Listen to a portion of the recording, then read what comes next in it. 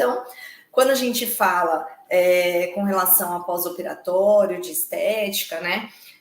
O que a gente precisa pensar aí, né? Porque a gente vai falar um pouquinho aí sobre o taping, principalmente no maior foco que a gente tem hoje, que é o taping aplicado à estética no pós-operatório.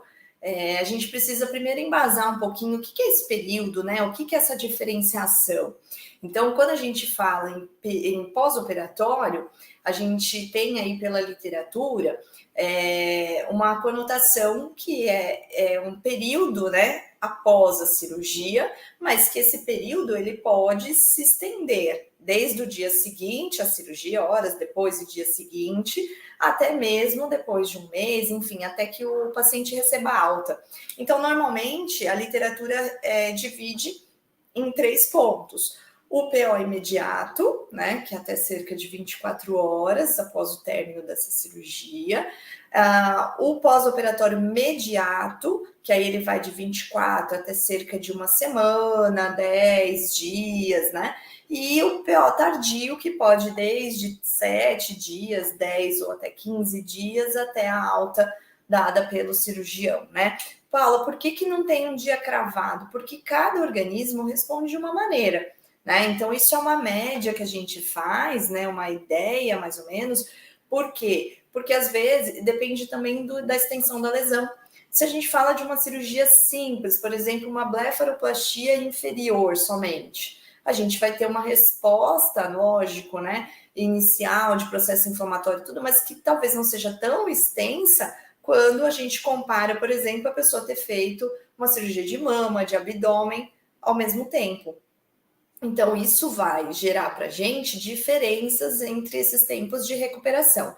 Mas, de forma geral, às vezes tem literatura que só fala pós-imediato e pós-tardio, né? Então, varia um pouco aí nesses quesitos, né? Para a gente poder ter essa noção. Vai variar muito de acordo com a resposta de cada organismo, mas também de acordo com a extensão da lesão. E aí, quando a gente fala em separação assim de pós-imediato tardio, por que é importante eu saber disso, né? Por que você está colocando isso para a gente aqui, né? Pós-imediato, pós-tardio, muda alguma coisa? Muda muita coisa. Quando a gente vai pensar em termos de reparação tecidual, né? A gente tem uma questão envolvida aí, né? Em termos de resposta fisiológica frente a essa lesão, que a gente precisa levar em consideração. Então, a partir do momento que tem uma injúria, eu vou ter ali naquele processo de reparo, iniciado ali um processo inflamatório. E aí, conforme esse processo inflamatório ele está acontecendo, daqui a pouco já começa a passar essa fase para uma fase muitas vezes migratória, onde vai ter recrutamento de células, então eu vou ter outro comportamento naquele tecido, né? Normalmente a inflamação ela vai sendo sanada, ao mesmo tempo vai sendo recrutadas ali novas células para começar uma fase proliferativa, onde a gente vai ter uma produção ali de tecido conjuntivo, né? Então as células vão começar a produzir mais colágeno para tentar fechar tentar suprir aquela lesão que houve no tecido, né? Então tentar fechar aquela ferida. E aí nesse processo eu já tenho um comportamento diferente do que na fase inflamatória e já tenho um comportamento também diferente do que na fase tardia. Que aí numa fase tardia, provavelmente esse processo inflamatório já sanou, essa fase proliferativa também já começa a diminuir e aí entra na fase de remodelamento. Então já é outro comportamento que eu estou tendo naquele tecido, naquela região frente a cada organismo.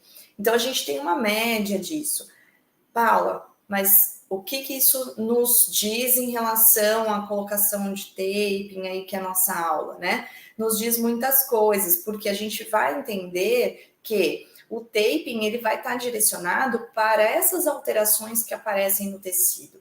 Então, uma das coisas que a gente vai tentar trabalhar bastante a ideia com vocês é que vocês compreendam que o taping ele não tem que ser indicado para uma blefaroplastia, ele não tem que ser indicado para uma mastopexia, para uma abdominoplastia, e sim para as alterações que esses tipos de cirurgias, né, que essas cirurgias vão desenvolver no tecido. Então, a gente vai tentar trabalhar essa ideia com vocês, e aí é importante a gente observar. No pós-imediato, o que a gente normalmente observa no paciente quando ele chega? A gente vai ver bastante edema, a gente, por vezes, vai ver quimose, né? Pode ali ter um processo de dor no local, porque depois que passa efeito de anestesia tem dor. Então, a nossa preocupação em muitas vezes associar essa técnica aí do taping vai ser o quê? Voltada a essas alterações.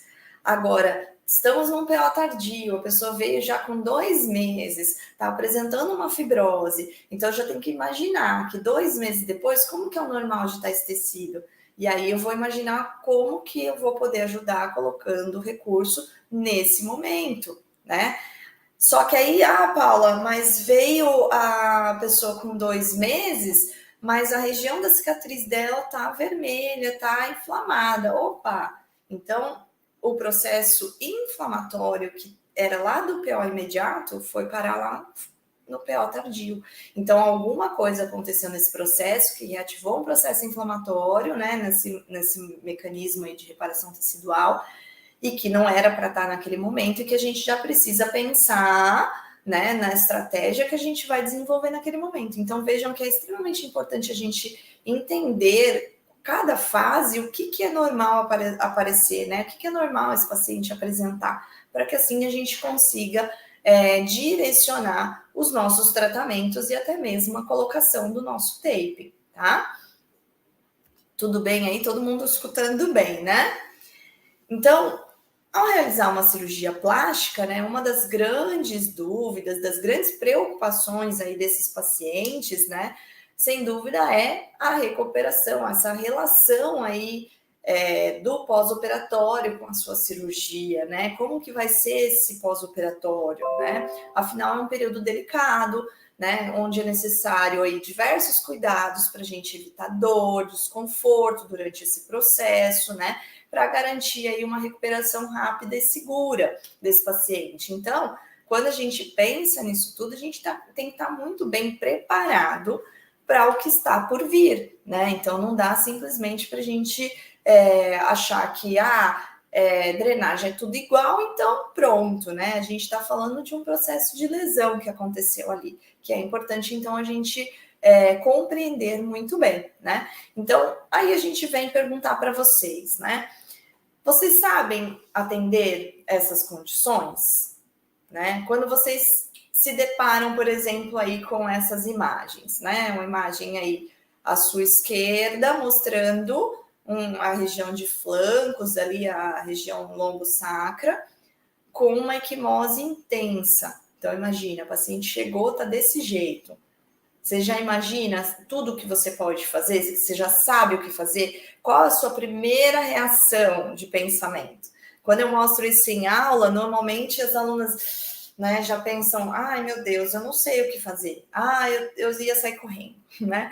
Então, o que a gente pode pensar frente a esse paciente que chega dessa forma, né? Ou então, na foto da direita, né? Chega esse paciente com essa cicatriz hipertrófica ou com essa cicatriz queloidiana, né? O que a gente pode, né, contribuir com esse tipo de paciente? Então, esse é um ponto que a gente precisa tá sempre entendendo ali, né? Com relação a esse processo, né? O que eu posso contribuir, né? Que não vá gerar um prejuízo para o meu paciente. Porque senão, muitas vezes, eu vou pensar, eu vou colocar ultrassom, eu vou fazer uma drenagem, tá? Mas às vezes você tem outros recursos que você pode associar e muitas vezes não usa. Já cansei de ver pessoas que às vezes têm mais recursos no consultório e acabam não usando por falta de conhecimento do recurso. Então, esse é um ponto importante. E às vezes não tem determinados recursos que podem auxiliar, e aí então deixam de ter um resultado mais rápido ou um resultado positivo, significativo com esse paciente, por conta de não ter se atualizado, não ter entrado aí num processo de recuperação efetiva aí para esse paciente, né?